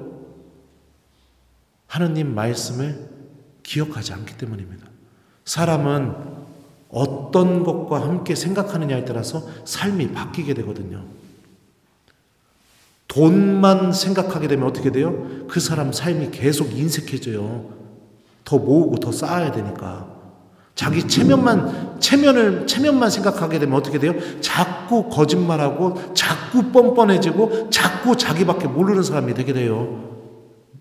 뭐와 함께 생각하느냐에 따라서 그 함께 생각하는 게 내 양식인 거예요, 여러분들. 나를 움직이게 만드는 거. 이게 내 양식이죠. 그러면 이 생각 안에 뭐가 있어야겠어요?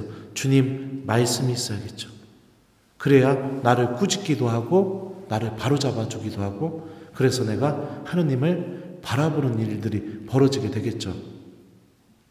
나중에 여러분들 죽음 맞이한 뒤에 하느님 앞에 가서 눈물 펑펑 흘리면서 그때 김재덕 신부님 말 들을 걸 마치 그 부자가 그 어디에요? 고통받고 있을 때 아브라함 품에 누가 안겨 있어요?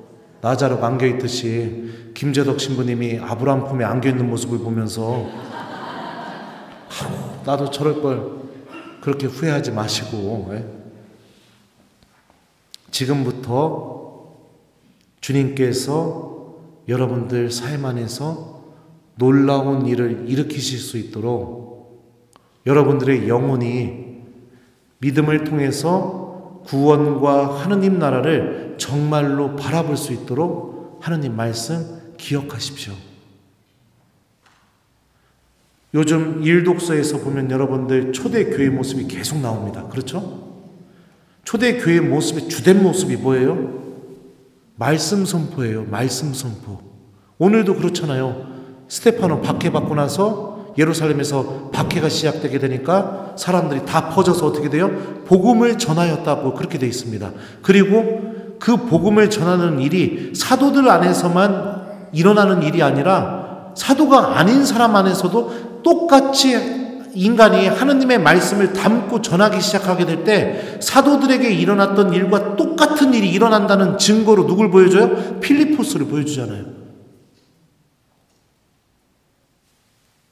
하느님 말씀이 근본적으로 일으키는 힘, 이게 여러분들 교회가 태어난 원천입니다. 원천. 그리고 사도들이 여러분들 무진장 바빠지게 되자 사도행전에서 뭐라고 합니까? 7부제 세울 때 우리는 기도와 말씀 봉사에만 전념하겠습니다. 그러니까 신앙인이 너무너무 바빠서 다 버리고 딱 하나만 선택해라 하면 뭐예요? 기도와 말씀 봉사. 기도와 하느님 말씀. 이게 신앙인이 마지막까지 버리지 못하고 끝까지 붙들어야 된다는 것도 사도들의 모습을 통해서 드러나고 있죠. 하느님은 우리 모두를 구원하실 겁니다. 오늘 복음 말씀처럼. 아버지께서 나에게 주는 사람을 절대로 잃어버리지 않으실 겁니다. 예수님은. 근데 중요한 건 뭐예요? 내가 그 손을 잡지 않으면 그 기적은 일어나지 않습니다. 악은 우리들의 생각 안에서 주님 말씀이 사라지게 만들고 하나씩 하나씩 하느님과의 연결고리를 벗어 던져버리게 만듭니다. 그게 행복이라고 생각하게 만들어요. 오늘날 제가 그것도 얘기했던 것 같은데 우리 신앙인들의 안식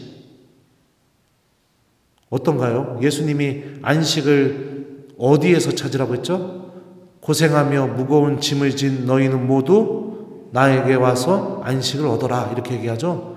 근데 오늘날 신앙인들의 안식은 뭘까요? 인천공항 가서 비행기를 타고 어디론가 날아가서 미사도 안 드리고 기도도 안 하고 내가 갖고 있는 돈, 내 욕망 다 채우고 남들한테 자랑거리 할 거 다 주렁주렁 사고 사진 찍고 그리고 돌아와서 고해성사 보는 게 오늘날 신앙인들의 안식이에요.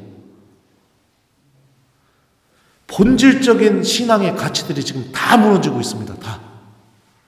다 무너지고 있어요. 이게 신앙인들의 안식이에요. 네. 그러면 올바른 안식은 어떨까요? 휴가를 받게 되면 온 가족이 성당 옆에 호텔을 잡고 아침부터 성전에 와서 성체조배하고 십자가의 길 하고 하느님 말씀 읽고 묵상하고 성모동산 돌면서 로사리오도 하고 이렇게 하면은 뭐라고 얘기할까요? 미쳤다고 하겠죠. 아닐까요? 네. 그만큼 우리들의 사고가 복음과는 멀어지고 있다. 멀어지고 있다. 정신 차려야 됩니다. 우리 정신 차려야 돼요. 사제들도 정신 차려야 되고 우리 교우들도 정신 차려야 돼요. 지금 가장 본질적인 것들이 다 무너지고 있습니다.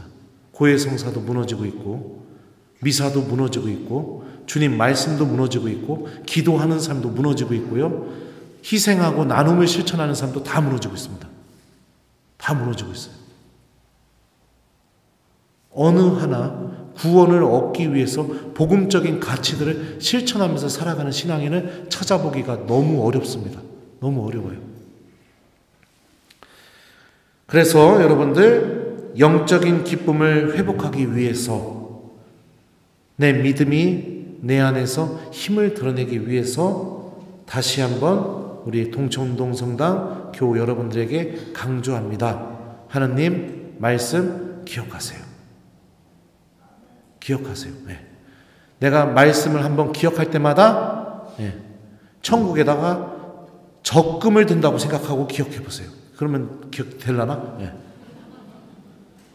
기억하세요. 그러면 그분 말씀이 여러분들을 움직이기 시작하게 될 겁니다. 움직이기 시작하게 될 거예요. 내가 하기 싫은 거 하게 만들 겁니다.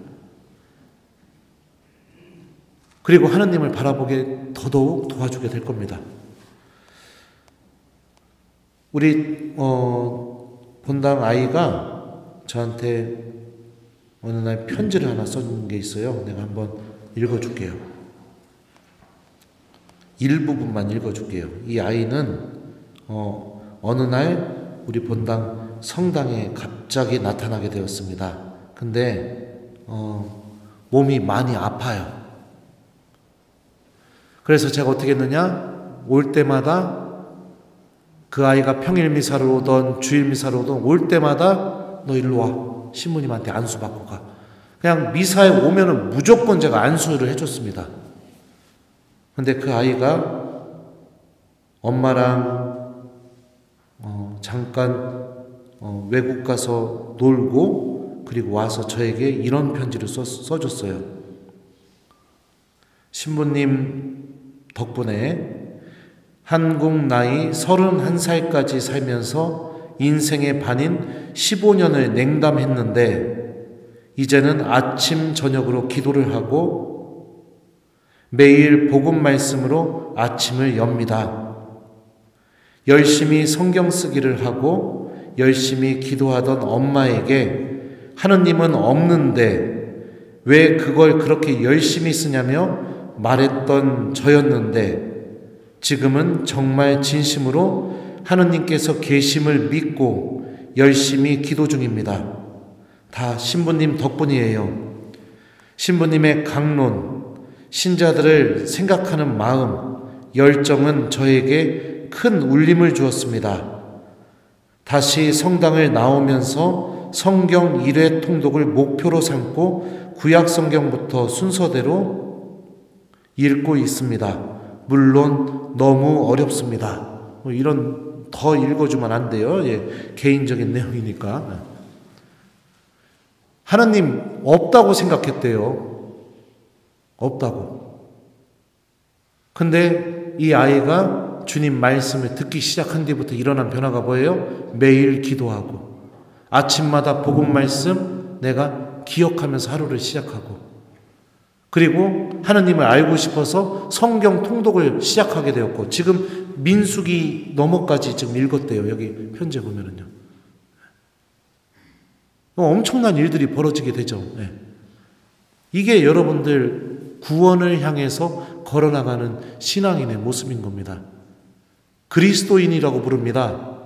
제가 얘기했었죠. 이 강의 제목 참 그리스도인이 되기. 여러분들 그리스도인입니까?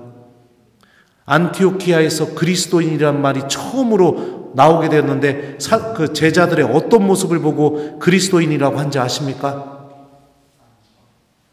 빵을 나누고, 그러니까 다시 말하면 미사를 드리고 복음을 전하고 이 모습을 보면서 안티오키아에서 처음으로 그리스도인이라는 말이 나왔다고 사도행전은 얘기합니다. 그리스도인은요, 여러분들 말씀과 성체 안에서 태어난 사람이에요. 그러면은 나의 양식이 성체고 나를 움직이고 생각하는 모든 판단 기준이 하느님 말씀이어야 되겠죠. 이게 그리스도인입니다. 물론 지금 이 순간부터 이렇게 살아야 된다 얘기할 수는 없죠. 너무 어려우니까. 신앙은 우리가 그리스도인이 되는 길로 인도해 주는 겁니다. 그래서 다시 성경 말씀 누차 강조해요. 기억하세요. 이게 되지 않으니까 모든 것이 다 무너지고 있는 겁니다. 이게 되지 않으니까. 성경 말씀 어떻게 읽고 묵상해야 되는지, 그 다음에 복음 말씀 한 구절 기억하게 되었을 때 어떤 영적인 힘이 있는지 제가 작년에 특강했던 영상을 우리 교육분과장님께 링크로 다시 보내드릴게요. 좀 보셨으면 좋겠어요. 다시 복습하는 마음으로 보시고 마음 가다듬고 오늘부터 하나님 말씀 다시 붙잡고 살아가셨으면 좋겠습니다. 저는요, 여러분들 성격이 그렇게 좋은 사람도 아니었어요. 그리고 믿음이 강했던 사람도 아니었고, 유튜브를 통해서 제가 어떤 사람이었는지 충분히 알 거라고 생각합니다. 유혹에도 쉽게 넘어졌었고, 군 생활할 때 한 번은 부대 보일러가 고장나가지고 보일러 아저씨가 왔었는데 제가 보일러 고치는 모습을 보면서 그 아저씨가 저한테 아주 엄청난 제안을 했었습니다. 자기 따라다니면서 일할 생각 없겠냐고, 제대하고. 그러니까 하느님에 대한 것보다 막 그런 거에 더 관심이 많고 막 이랬던 사람이에요. 근데 하느님 말씀 한 구절씩 기억하다 보니까 주님 말씀이 지금의 제 모습으로 만들어 놓으셨습니다. 욕하는 교우들에게, 근데 또 이것도 유명하죠. 그 예전 신부님한테 상처받아서 막 그 신부님 때문에 냉담하고 있는 그 교우를 만났는데 그 신부님이 잘못한 이야기로 욕을 제 앞에서 바가지로 하고 있는 교우에게 예전에 저였다면 이랬을 거예요. 그 신부하고 저하고는 달라요. 근데 어떻게 했느냐? 하느님 말씀 한 구절 때문에 제가 그 교우 앞에서 무릎 꿇고 내가 대신 사과를 했어요. 자매님 용서해 주십시오. 사제들이 많이 부족합니다. 옆에 있던 수녀님도 깜짝 놀랐었죠. 예수님 말씀 한 구절 때문에. 그것뿐만이 아니죠. 막 지금 뭐 이건 이제 돈 얘기는 그만하고. 제 욕심만 채우고 살고 싶은데 예수님 말씀 한 구절 때문에 지금 많은 사람들을 또 제가 기부하면서 도와주고 있어요. 예수님 말씀 한 구절 때문에. 저도 사람인데 모아놓고 쌓아두고 지내고 싶죠. 그거 얼마나 기부하셔서 그러실까 생각할지 모르겠지만, 내년에 우리 본당 중고등부 아이들 이탈리아 로마로 성지순례 가요. 제가 전원 다 비행기표 사버렸어요, 그냥. 제가 한번 기부하면은 규모가 이 정도예요. 박수 치지 마요. 나 천국 가서 하나님한테 칭찬받을 거예요. 그런 거 여러분들 쉬운 선택 아니에요. 쉬운 선택 아니에요, 진짜. 예수님 말씀 한 구절 때문에. 그냥 그렇게 살았다가는, 이거 다 내가 갖고 살았다가는, 내가 한번 신학교 은사 신부님 만났을 때 그 얘기 했었어요. 신부님, 저 이거 제가 그냥 다, 소위 말하면 제가 다 먹으면은 나 벌 받을 것 같아요. 막 그런 얘기를 했었어요. 그랬더니 신부님이 그러더라고요. 그걸 왜 벌 받는다고 생각이 들어. 그냥 김 신부가 갖고 있다가 필요할 때도 쓰고 그러면 되지. 그런데 아니에요. 왜 그런지 모르겠어요. 예수님 말씀 때문에. 제 동창 신부들이 저한테 뭐라고 얘기하는 줄 알아요? 너를 보면 하느님이 살아계시다는 걸 우리가 느낀다. 이렇게 얘기해요. 그럼 얼마나 형편없는 사람인지 다 알았으니까. 신학생 10년, 지금까지 제가 사제생활이 17년에 27년을 같이 살아왔는데 웬만한 부부보다도 다 알죠. 근데 요즘 뭐라고 얘기하냐면 너를 보면 하느님이 살아계시다는 걸 우리가 느낀다. 이렇게 얘기해요. 왜요? 예수님 말씀 때문에. 그 말씀 한 구절이 갑자기 생각이 나서, 한 번은 또 어디서 전화 갔는데 막 검색해보니까 막 내비로 한 3시간 걸리는데요. 거기 가서 내가요, 특강 나가는 것 중에 가장 힘든 데가 어디냐면 성령기도회예요. 성령기도회. 거기는 나를 부르면 아주 뿌랭이를 뽑으려고 해요. 아주 그냥. 왜 그러냐? 1시간 반 특강시켜, 1시간 미사시켜, 미사 끝나고 나서 거기 온 200명, 300명 다 안수시켜. 그러면 이게 어떻게 돼요? 사람이 막 아주 진이 다 빠져버리죠. 막 아주 그냥 저희 불러서 사골까지 우려서 그냥, 그리고선 보내려고 해요. 그러면 3시간 운전해서 가갖고 1시간 반 강의하고 1시간 미사하고 또 안수 여러분들이 다 주려고 하면 어떻게 돼요? 그것도 한 40분 50분 걸리겠죠. 그렇게 하고 그리고선 다시 3시간 운전해서 와야 돼요. 가기 싫죠. 인간적으로. 안 가려고 막 마음 먹고선 그 회장님한테 그냥 핑계대고 가지 말아야겠다 이랬는데, 성경 말씀 때문에 기쁜 소식을 전하는 이의 발걸음 얼마나 아름다운가 이러는데 어떻게 해요? 어떡하냐고요. 그 말씀이 생각나는데 그 말씀 하나 때문에 전화했어요. 간다고. 내가 그러니까 환장하는 거예요. 나도 환장하지만 주님 말씀 때문에 포기가 일어나게 되고, 사랑하는 삶이 일어나게 되게 되고, 나누는 삶이 일어나게 되고, 하느님을 바라보는 삶이 일어나게 되고, 이렇게 형편없는 저를 통해서 주님 말씀이 이루어지는 신비가 드러나게 되고, 그리고 제가 뭐라고요? 제가 뭐라고? 얼마나 부족한 사람인데. 근데 제 입을 통해서 나가는 말들이 교우들의 마음을 건드려서 냉담하던 이들이 다시 주님께로 돌아오게 만들고, 고해성사를 그동안 막 그냥 아주 그냥 본 듯 안 보는 사람들이 눈물 펑펑 흘리면서 주님께서 정말로 용서해 주시는 그 회개의 성사를 보기도 하게 되고, 하느님이 없다고 주장했던 아이가 성경을 펼쳐서 읽고 하느님 알고 싶다고 이런 일이 벌어지게 되고, 이걸 어떻게 설명하겠습니까? 하느님이 살아계시니까 이런 일들이 벌어지게 되는 거죠. 저는 여러분들 누차 강조하지만 대한민국에 있는 모든 신부님들 중에서 제가 가장 형편없는 사람이라고 저는 생각합니다. 저는 진짜로 그렇게 생각해요. 하지만 주님 말씀이 이렇게 형편없는 저를 움직이고 있습니다. 예외된 사람이 없어요.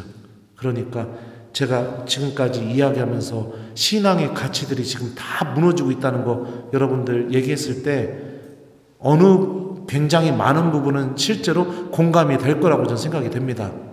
그리고 정말로 참된 신앙인의 모습으로 요한 사도, 베드로 사도, 바오로 사도를 지금 세 명을 예를 들어서 여러분들에게 말씀을 드렸어요. 그 세 사도를 움직였던 원초적인 힘이 뭐냐? 말씀과 성령이었습니다. 말씀과 성령. 우리들 안에서도 그런 일들이 일어났으면 좋겠습니다. 저 어떤 마음으로 사목하는지 아세요? 우리 본당 교우들 다 데리고 천국 가고 싶은 마음으로 사목해요. 다 데리고 천국 가고 싶은 마음으로. 우리 교우들이 제가 떠나게 되었을 때 그래도 저하고 5년 살은 이 시간을 통해서 하느님 말씀 정도는 신앙인은 아침에 눈 뜨면 하느님 말씀이 뭔지는 내가 기억하면서 하루를 시작해야겠구나. 나 지금 이거 가르치고 있습니다. 3년째 우리 교우들에게. 왜냐하면 그 말씀을 기억하는 습관을 가지면 나머지는 말씀과 성령이 우리 교우들을 변화시킬 거라고 믿고 있기 때문에 제가 변화된 것처럼 이걸 지금 3년째 하고 있어요. 다 데리고 천국 가고 싶어요. 다 데리고. 여러분들도 마찬가지예요. 다 데리고 천국 가고 싶어요. 내가 여기 본당 신문은 아니지만. 그러면 여러분들 우리 하나님 말씀 실천하면서 살아야죠. 그래요. 그러면 지금 오버했어요. 지금 25분이나 더 했어요. 미안해요. 이제 끝내야 됩니다. 서비스로 25분 더 했네요. 하여튼 동천동 성당 3번이나 오니까 이제 꼭 이렇게 친숙해지게 됩니다. 하여튼 우리 사랑하는 동천동 성당 교우 여러분들, 우리 신앙인입니다. 다른 사람들하고 같은 사람들 아니에요. 신앙인이에요. 저 사제죠. 사제가 다른 사람하고 같이 똑같은 모습으로 살면 안 되잖아요. 그죠? 왜요? 사제니까. 그런 것처럼 여러분들도 신앙인이에요. 다른 사람들과 구분된 삶을 사는 사람들이에요. 그러면 여러분들 삶 안에서 구분된 모습이 있어야 되는 겁니다. 그리고 성경은 하느님 때문에 구분된 모습을 사는 것을 일으켜서 뭐라고 부르냐? 카도시, 거룩함이라고 부릅니다. 거룩함. 하느님의 소유이고 거룩한 민족이고 하느님 백성이고 구원을 약속받은 사람들입니다. 이 은총이 우리들의 믿음 안에서 힘을 드러냈으면 좋겠습니다. 그래서 다시 한번 알려드립니다. 주무시기 전에 복음 말씀 읽으시고 수첩에 한 구절 적어 놓으시고 침대 머리맡에 놨다가 아침에 일어나서 성호경 그으면서 그 적어놓은 복음 말씀 큰 소리로 읽어보시고 그리고 하루에 3번만 밥 먹을 때 식사 전 기도하자마자 숟가락 바로 뜨지 말고 머릿속으로 오늘 복음 말씀 뭐였지? 한 번만 이렇게 밥 먹을 때마다 3번만 기억하기. 이게 여러분들을 엄청난 변화로 인도할 겁니다. 못 믿겠으면 저를 보고 믿으셨으면 좋겠습니다. 저를 보고 믿었으면 좋겠습니다. 그래서 우리 신앙 생활 참된 신앙인으로서 하나씩 걸어나가는 신앙인이 됐으면 좋겠습니다. 지금 아무것도 안 돼도 괜찮아요. 지금부터 시작하면 돼요. 지금부터. 그리고 패배의식, 좌절의식 이게 중요한 게 아니에요. 지금부터 내가 말씀을 붙잡으면 주님께서 내 안에서 기적을 일으키기 시작한다. 이걸 굳게 믿으면서 지금부터 다시 시작해 봤으면 좋겠습니다. 자, 그러면은 부족한 강의 들어주셔서 감사하고요. 그리고 마지막으로 여러분들에게 3번이나 만났으니까 개인적으로 좀 부탁을 드립니다. 부족한 저를 위해서 혹시 기억나시면 성모성 한 번만 좀 해주셨으면 좋겠어요. 제가 이제 세상에 드러나기 시작하다 보니까 많은 어려움과 유혹들이 저를 흔들어냅니다. 사람들이 너무 좋아해 주니까 교만해지려는 유혹, 그리고 또 사람들이 특히 자매님들이 저를 너무 사랑해 주다 보니까 저보다 더 잘생긴 사람은 없다는 농담이에요.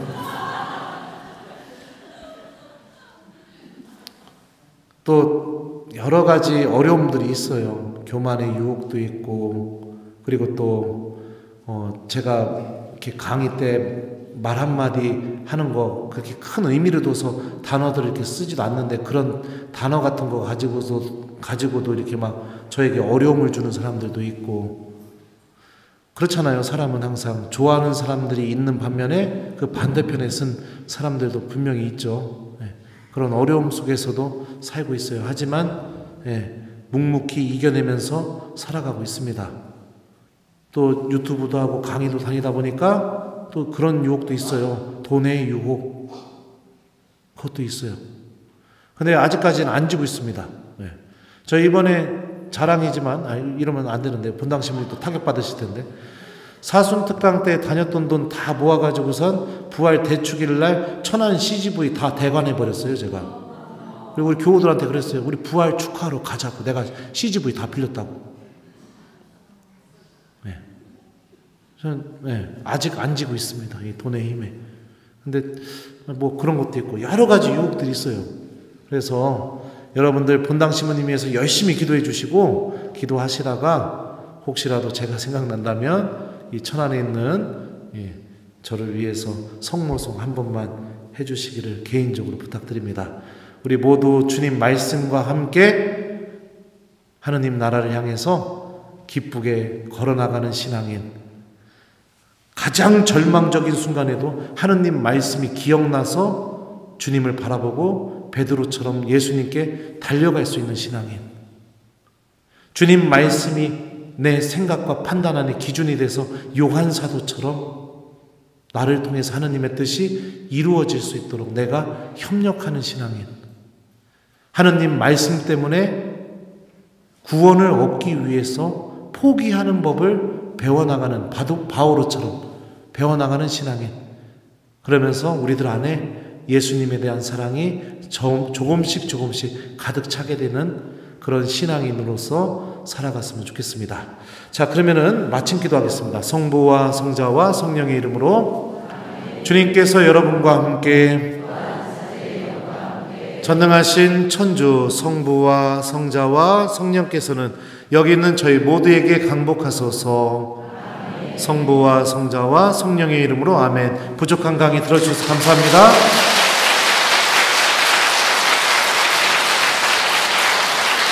주 내 맘에 들어가시려 하네. 너 왜 모시지 않는가. 망했네요. 이 세상에 무엇이 막으리요. 왜 주께 대답 없나. 전에도 항상 기다리셨고 또 지금도 기다리네. 너 마음의 문 열기 원하시네. 문 앞에 서 계시네. 오 친구여 주님께 나아가오. 사랑의 그 품으로.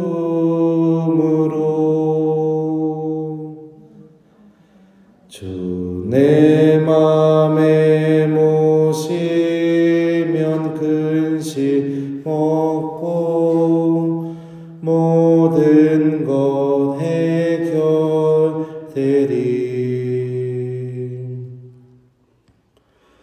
전에도 항상 기다리셨고 또 지금도 기다리네.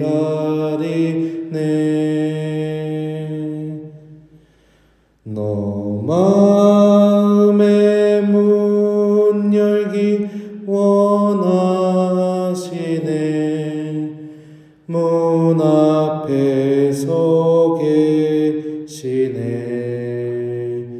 망했습니다.